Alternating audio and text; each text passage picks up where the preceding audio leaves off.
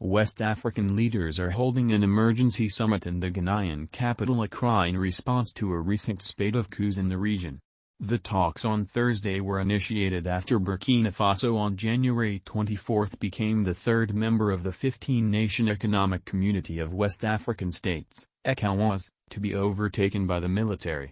Related podcasts. Podcast episode artwork. Play the Take the Unanswered Questions in Kazakhstan. Full episode. The Take. Best of the Take. Billionaires space race. The Take. Waiting for war in Ukraine while caught in the fighting. Burkina Faso President Roch-Marc Christian Kabore was deposed amid public anger at his handling of violence by armed groups. Burkina Faso followed Mali, where a coup in September 2020 was followed by a second in May 2021, and Guinea, where elected President Alpha Condé was deposed last September.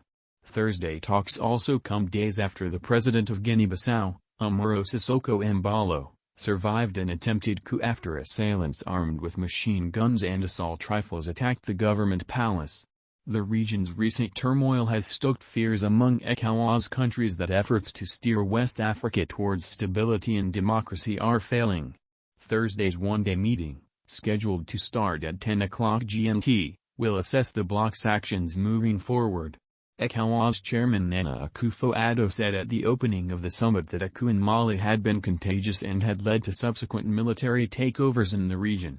The trend must be contained before it devastates our whole region, Akufo-Addo said.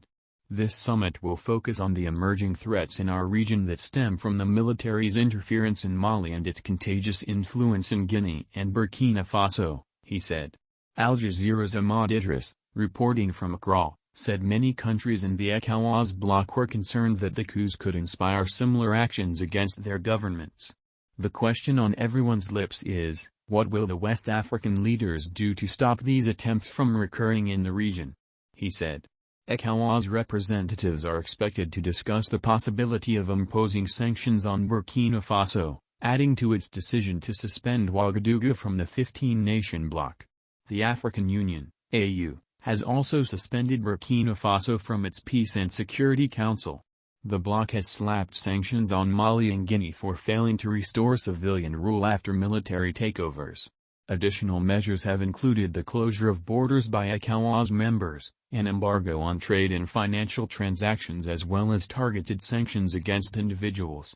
Talks in Burkina Faso. The emergency meeting comes after an ECOWAS diplomatic mission led by Ghana's foreign minister, Shirley Ayorkor Botchwi, met Burkina's military leaders in Ouagadougou on Monday. They seemed very open to the suggestions and proposals that we made. For us it's a good sign, Botchwi told reporters after meeting Lieutenant Colonel Paul-Henri Sandaogo Damiba and other military government members. The delegation met deposed President Kabore, who appeared to be in good health, according to Botchwi.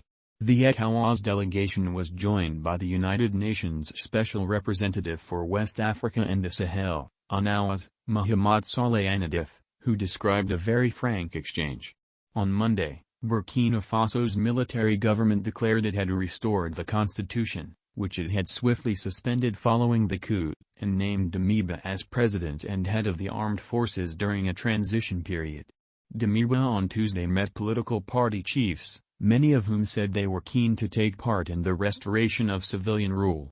While the military government has pledged to re-establish constitutional order within a reasonable time, questions remain over a date for elections. Burkina Faso and Mali are in the throes of a nearly decade-old uprising by armed groups that has claimed thousands of lives and forced at least 1.5 million people from their homes. Political friction between ECOWAS and the military in Mali has driven Bamako closer to Russia and cast a shadow over France's mission in the country to combat armed groups.